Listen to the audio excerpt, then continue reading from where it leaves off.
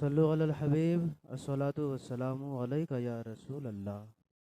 مل کر پڑھیں الصلاۃ والسلام علیکہ یا حبیب اللہ وعلی آلکہ واصحابکہ یا نور اللہ صلی اللہ تعالی علیہ وآلہ وسلم۔ اللہ تبارک و تعالی کا بے پناہ شکر و احسان ہے کہ اس نے ہم سب کو نبی پاک صلی اللہ علیہ وسلم پر والہانہ انداز میں ہمہ وقت جب جی چاہتا ہے درود پڑھنے والا بنایا ہے۔ امام غزالی رحمۃ اللہ علیہ نے مکاشفۃ القلوب میں ایک روایت درج فرمائی ہے، درود پاک کے حوالے سے بات آئی ہے تو سن لیں، ایمان تازہ ہوگا انشاءاللہ تعالی۔ فرمایا کہ حضور علیہ الصلوۃ والسلام نے ارشاد فرمایا کہ جب کوئی بندہ مجھ پر درود بھیجتا ہے تو اللہ تبارک و تعالی ایک فرشتہ پیدا فرماتا ہے، اور فرشتہ کتنا بڑا، اس کا سر عرش اعظم کے نیچے اور اس کا پیر تحت الثری، جو آخری زمین ہے، سب سے نچلی زمین جس کو تحت الثری بولتے ہیں، پیر تحت الثری میں، لمبائی کا اندازہ لگائیے۔ اس کا ایک بازو مشرق میں، دوسرا بازو مغرب میں۔ جبرائیل امین کے بارے میں صحیح بخاری میں حدیث پاک ہے، وَلَهُ سِتُّمِائَةِ جَنَاحٍ، یہ جبرائیل امین کے 600 پر ہیں۔ کتنے پر ہیں؟ فرشتوں کے پر ہوتے ہیں۔ جبرائیل امین کے بارے میں آیا کہ 600 پر ہیں ان کے، مگر جبرائیل امین کی لمبائی چوڑائی کتنی ہے میری نگاہ میں کہیں تحدید اور تعین کے طور پر گزری نہیں ہے، لیکن اس حدیث پاک میں درود پاک پڑھنے کی برکت سے جو فرشتہ اللہ تعالیٰ پیدا فرماتا ہے اس کی لمبائی چوڑائی بیان کی گئی ہے۔ لمبائی یہ ہے کہ سر عرش اعظم کے نیچے ہے اور پیر تحت الثری میں، اور ایک بازو مشرق میں، دوسرا بازو مغرب میں ہے۔ جب اتنا لمبا اتنا چوڑا فرشتہ ہوگا تو اس کے پر کتنے ہوں گے اندازہ لگائیے، پر بھی تو اسی انداز کے ہوں گے۔ تو حضور علیہ الصلوۃ والسلام نے ارشاد فرمایا کہ جب کوئی بندہ مجھ پر درود بھیجتا ہے تو اللہ تعالیٰ ایک ایسا فرشتہ پیدا فرماتا ہے جس کی لمبائی اور چوڑائی اس کنڈیشن کی ہوتی ہے کہ سر عرش اعظم کے نیچے، پیر تحت الثری میں، ایک بازو مشرق میں، دوسرا بازو مغرب میں۔ پھر اللہ تعالیٰ اس فرشتے کو حکم دیتا ہے کہ بحر نور میں آپ غوطہ لگاؤ، ڈبکی لگاؤ۔ وہ فرشتہ بحر نور میں غوطہ لگاتا ہے، باہر آتا ہے، اللہ تعالیٰ حکم دیتا ہے اپنے پروں کو جھاڑو۔ وہ اپنے پروں کو جھاڑتا ہے،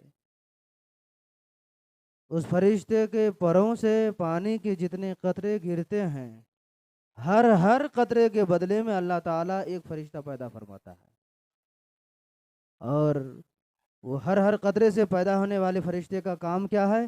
جس بندے نے یا جس بندی نے درود پڑھا ہے، جب تک قیامت قائم نہ ہو جائے اس بندے کے لیے اس فرشتے کا کام، ان فرشتوں کا کام صرف استغفار کرنا ہے۔ رب کی بارگاہ میں ان کا یہ کام ہے کہ رب کی بارگاہ میں وہ دعا کرتے رہیں گے، اے اللہ تیرے حبیب پر جو اس بندے اور بندی نے درود پڑھا ہے ان کے گناہوں کو معاف فرما دے۔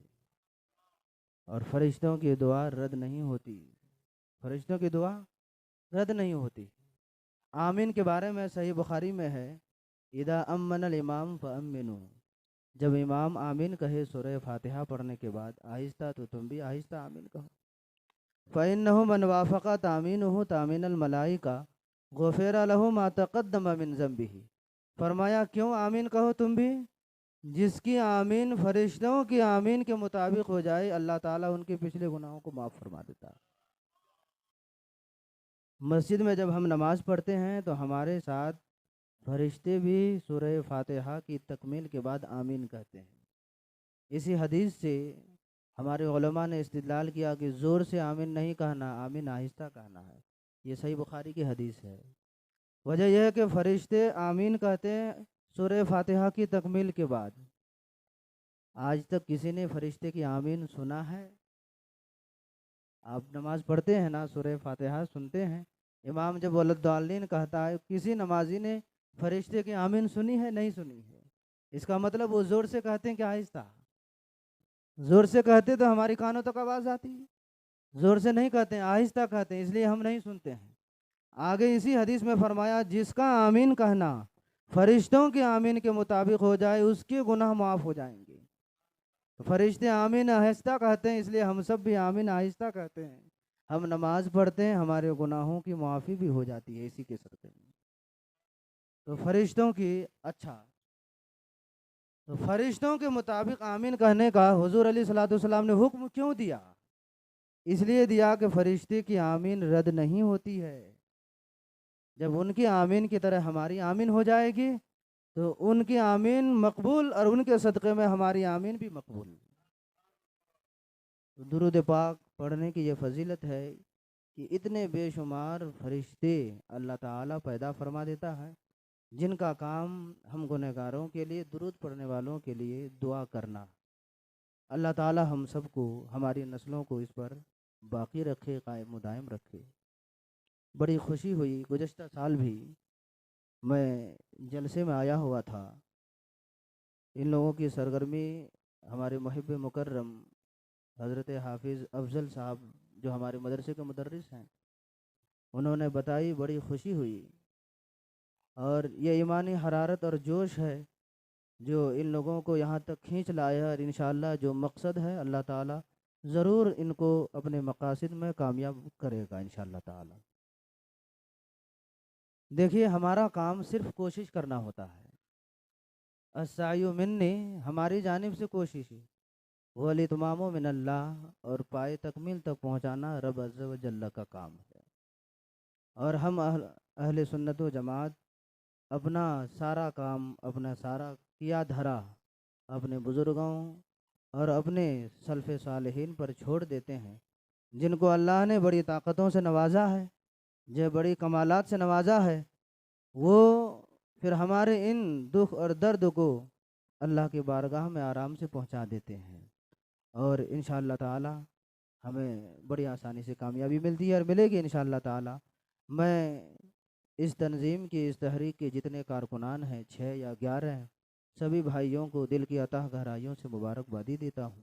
اللہ تعالی آپ سب کے حوصلوں کو مزید عروج و ارتقاء عطا فرمائے، اور آپ کا جو مقصد ہے اس مسجد کو مزید بڑی مسجد میں تبدیل کرنے کا، اور مدرسے کو بڑے مدرسے میں تبدیل کرنے کا، اللہ تعالی اس میں بھی آپ لوگوں کو خوب کامیابی عطا فرمائے۔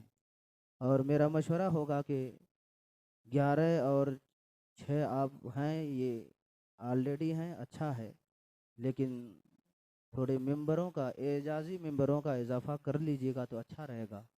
جب افراد ہمارے پاس زیادہ ہوں گے تو کام کرنے میں اور کسی بھی ضرورت کی تکمیل میں بھی آسانی ہوگی۔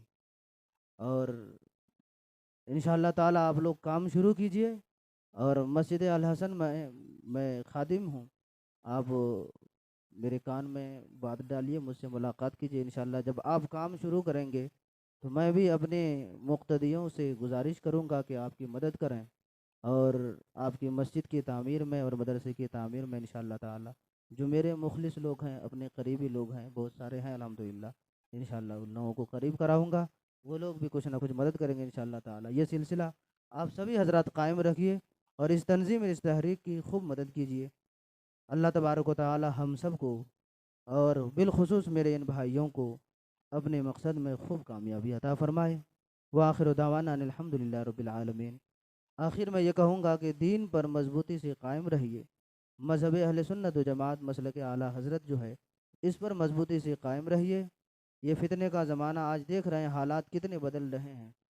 ایک مہینے میں بچہ کچھ اور نظر آتا ہے، دوسرے مہینے میں اس کے چال ڈھنگ رنگ سب بدل جاتے ہیں، پیسے کی وجہ سے اور دیگر اور بہت ساری کوششوں کی وجہ سے۔ جو ہمارا دشمن ہے، جو ہمارا حریف ہے، ان کے پاس پیسے بھی ہیں، ان کے پاس افراد بھی ہو چکے ہیں، اور ان کے پاس جو اس زمانے میں لوگوں کو بہلانے اور پھسلانے کے ذرائع ہیں وہ بدرجہ اتم موجود ہو چکے ہیں، اور اس وجہ سے بڑی تیزی سے وہ آگے بڑھ رہے ہیں۔